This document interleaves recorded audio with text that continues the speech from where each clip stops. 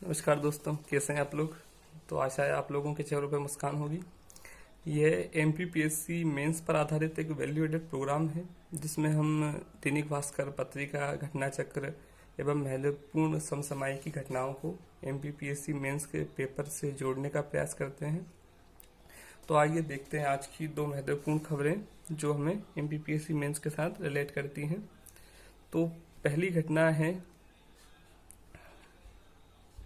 जिसमें आपने देखा होगा कि हाल ही में कोविड के दौरान वैक्सीनेशन प्रोग्राम बड़े ही जोरों शोरों से चल रहा है। इसमें हमारे अखबार में जो बताया गया है कि श्योपुर का एक गांव और अशोकनगर का एक गांव ये जो घोषित हुए हैं, इनमें ये घटना हुई है।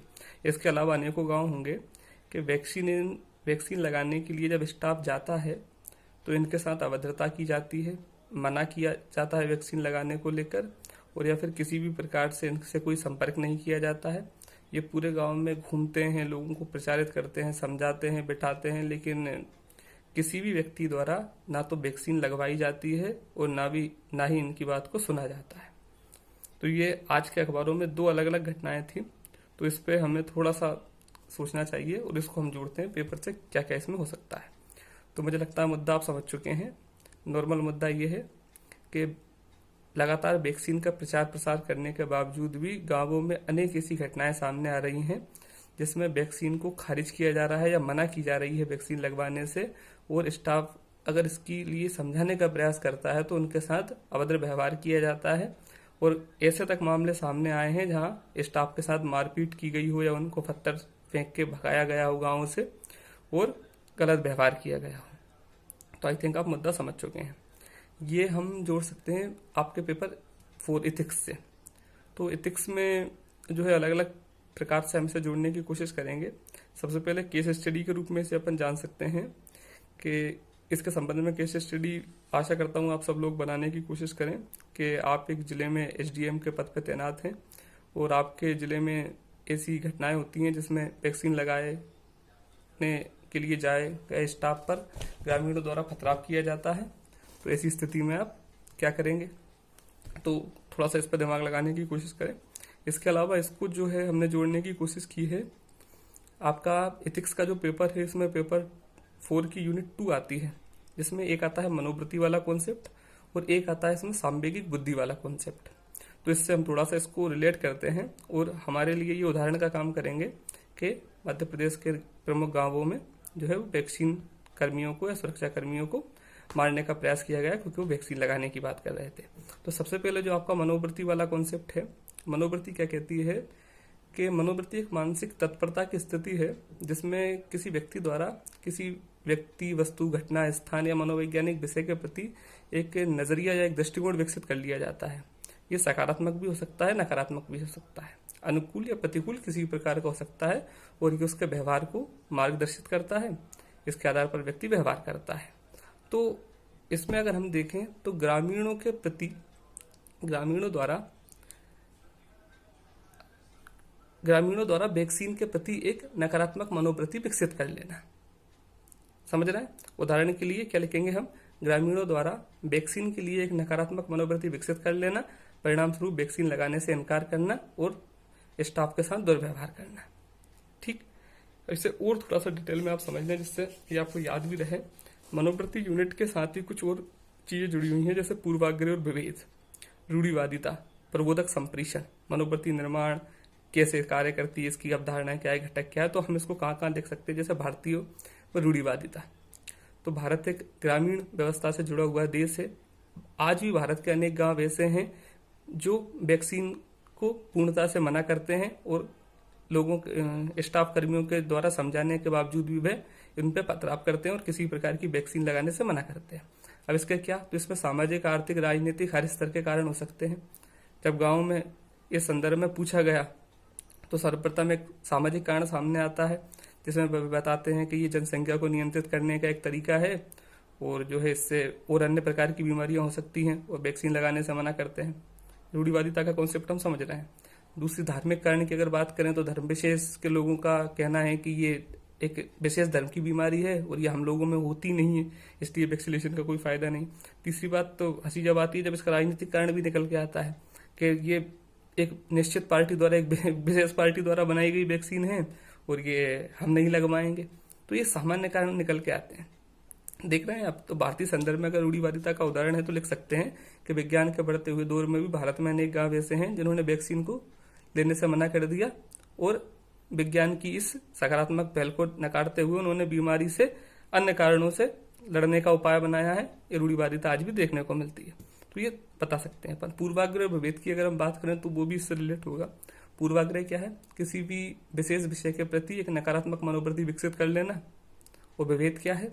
कि उस नकारात्मक मनोवृत्ति के आधार पर किया गया व्यवहार विभेद है। तो हम इसको अगर रिलेट करें तो मध्य प्रदेश के अनेक ग्रामों में कोविड वैक्सीन को लेकर एक निश्चित पूर्वाग्रह विकसित कर लिया गया है।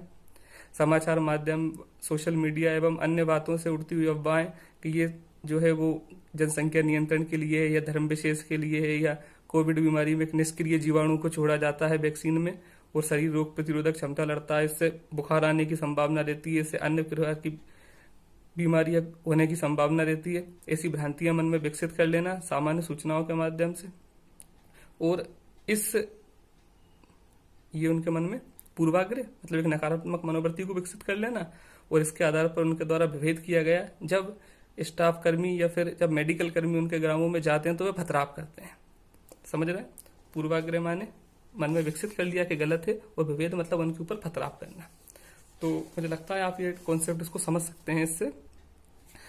अब इसमें जो है आपका, हम इसी को परिवर्तन करने की अगर बात करें तो इसमें सांवेगिक बुद्धि का कॉन्सेप्ट क्या है? तो सांवेगिक बुद्धि में डेनियल गोलमैन साहब कहते हैं कि ये न सिर्फ स्वयं के विचारों को अपितु दूसरे के विचारों को भी समझने की एक प्रक्रिया है, जिसमें हम स्वयं के साथ दूसरे के विचारों में सामंजस्य मिलाने की कोशिश करते हैं और एक सकारात्मक परिणाम की ओर आगे बढ़ते हैं। सांवेगिक बुद्धि प्रशासन में उपयोगिता की अगर बात करें तो ग्रामीण क्षेत्रों में ऐसे अनेक मामले सामने आ रहे हैं जहां वैक्सीन कर्मियों को मार मार कर भगाया जा रहा है। ऐसे समय में सांवेगिक बुद्धि उपयोगिता देखी जा सकती है। ग्रामीण क्षेत्रों में जाकर इसका सकारात्मक प्रचार करना और अन्य उपायों के द्वारा इसे जो है वो वैक्सीन को सफल करना। तो इन पूरी बातों का निचोड़ हम एक केस स्टडी में समझने की कोशिश करते हैं। केस स्टडी आप लगभग मान चुके हैं कि वैक्सीन को लेकर ग्रामीण क्षेत्रों में अजागरूकता और मना करना। आप जिले के एसडीएम हैं और आपको किसी भी प्रकार से इस मैटर को सोल्व करना है, तो आप सर्वप्रथम इसमें बता सकते हैं मनोवृत्ति के साथ में जो है, मैं सबसे पहले उस गांव में जाऊंगा और ग्रामीण लोगों की मनोवृत्ति जानने का प्रयास करूंगा। इसलिए मैं घर घर जाकर या अन्य किसी सरपंच के माध्यम से या फिर अन्य वहां पे अन्य किसी भी क्षेत्र से जिससे मुझे उस जनसंख्या की पूरी जानकारी एवं उनकी मनोवृत्ति ज्ञात हो सके। तो मैं जानता हूं कि कुछ सामाजिक रूप से, आर्थिक रूप से, राजनीतिक रूप से, किन्हीं भी प्रकारों से अलग अलग हैं, लेकिन मुझे उस क्षेत्र में एक वर्ग विशेष की जानकारी मिलती है जो कि पढ़ा लिखा है, सक्षम है और वो वैक्सीन लगाने के लिए तैयार है। तो मैं सबसे पहले उसको मनाने का प्रयास करूंगा। उसके मनाने के बाद में उन लोगों को धीरे धीरे गांवों में प्रचारित करना, रैलियां निकालना, इसके लिए प्रेरित करूंगा। दूसरी बात, मैं उस क्षेत्र में रहने वाले पंडित, पुजारी, मौलाना, काजी वगैरह से संपर्क करूंगा और धार्मिक भ्रांतियों को मिटाने का प्रयास करूंगा जिससे अधिक लोग वैक्सीन लगवाएं। तीसरा जो इसमें निकल कर आता है, कुछ वैक्सीन एवं कोरोना को लेकर अनभिज्ञ हैं, मैं उन्हें साधारण सी समझाइश दूंगा कि एक महामारी से हम जूझ रहे हैं, ऐसे में अगर आप ये वैक्सीन लेते हैं तो आप सुरक्षित रहेंगे। तो इस प्रकार से मैं गांव की आधी से अधिक आबादी को मनाने का सकारात्मक प्रयास करूंगा और मुझे विश्वास है कि अधिकतर लोगों के लगवाने के बाद जो रूढ़िवादिता वाले लोग हैं, कट्टर मानसिकता वाले लोग हैं, वो भी इस कार्य में धीरे धीरे अपना योगदान देंगे और वैक्सीन को लगवाएंगे। तो इसको पूरे को कॉन्सेप्ट को आप जो है वो एथिक्स के पेपर से रिलेट करें। ये उदाहरण के लिए बहुत प्यारा है और मध्य प्रदेश का है। दूसरी जो आज की महत्वपूर्ण खबर है वो है मध्य प्रदेश सरकार में मंत्री, ऊर्जा मंत्री, जिनके ऊपर चालान काटा गया। मतलब जो बिना हेलमेट के ग्वालियर में पहले घूमते हैं और 2 दिन बाद जो है स्वयं जाके 250 रुपए का चालान कटवा लेते हैं। खबर ने इसलिए प्रभावित किया क्योंकि उनका कहना यह भी है कि वो इस गलती को स्वीकार करते हैं और इसके साथ ही वो 1 घंटे का प्रायश्चित व्रत भी रखेंगे और निकट के ही मुक्तिधाम में जाकर सेवाएं देंगे। तो ये घटना जो है वो हम पेपर के अकॉर्डिंग बहुत प्यारा उदाहरण बन सकता है। यूपीएससी में 2 निबंध चलते हैं, अधिकतर आए हैं, एमबीबीएससी में आने की संभावना है कि स्वीकारोक्ति का साहस और सुधार की निष्ठा सफलता के 2 मूल मंत्र हैं। तो हम जोड़ते हैं इसको कि हाल में मध्य प्रदेश के मंत्री द्वारा बिना हेलमेट के गाड़ी चलाई गई, लेकिन उन्हें 2 दिन बाद इस घटना का पश्चाताप होता है और वे अपनी गलती को स्वीकार करते हैं और न सिर्फ वे 250 रुपये का चालान कटवाने के लिए स्वयं जाते हैं, बल्कि 1 घंटे के लिए निकट ही मुक्तिधाम में सेवाएं देने का भी एक व्रत लेते हैं। तो ये दर्शाता है कि स्वीकारोक्ति का साहस और सुधार करने की निष्ठा व्यक्ति को आगे बढ़ाने में सहायक है। दूसरा, अधिकार के साथ उत्तरदायित्व तो बढ़ जाता है। अगर यही काम कोई साधारण व्यक्ति करता है, लोग बाग नॉर्मली बिना हेलमेट के घूमते हैं और चालान बिना कटाए आ जाते हैं, लेकिन मंत्री के ये काम करने से जो है लोगों में गलत प्रकार का मैसेज जाता है, प्रचार होता है। सोशल मीडिया, प्रिंट मीडिया एवं अखबारों के माध्यम से ये खबर बहुत ज़्यादा प्रकाश में आई, इसलिए अधिकार के साथ उत्तरदायित्व बढ़ जाता है।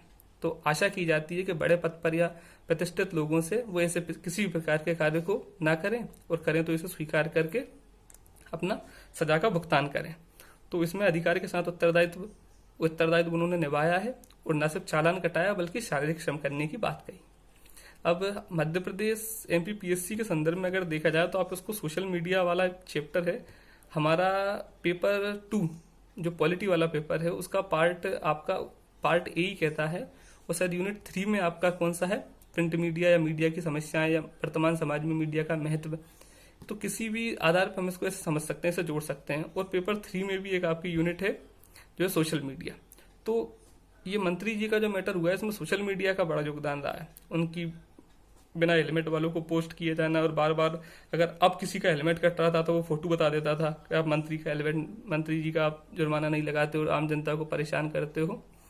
तो जो है मीडिया एक सकारात्मक एवं नकारात्मक माहौल को फैलाने में उपयोग देता है। और अगर हम लिखते हैं कि सोशल मीडिया का महत्व या किसी प्रकार का क्वेश्चन आता है तो आप उसमें निबंध में या फिर उस क्वेश्चन में जरूर लिखें कि सोशल मीडिया का महत्व मध्य प्रदेश में, मंत्री का नाम ना लिखें, मध्य प्रदेश में एक मंत्री द्वारा बिना हेलमेट के गाड़ी चलाई गई, लेकिन जब सोशल मीडिया पर लगातार इसका प्रचार प्रसार किया गया तो 2 दिन बाद मंत्री जी को अपनी गलती का एहसास हुआ और उन्होंने जो है वो अपना चालान कटाया और इसके लिए माफी मांगी या शारीरिक श्रम की बात की।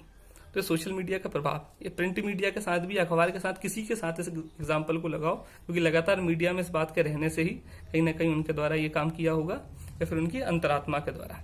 तो आप इसको थोड़ा सा जोड़ें और इसी के साथ ही खत्म करते हैं। कल हम दोबारा मिलते हैं। धन्यवाद।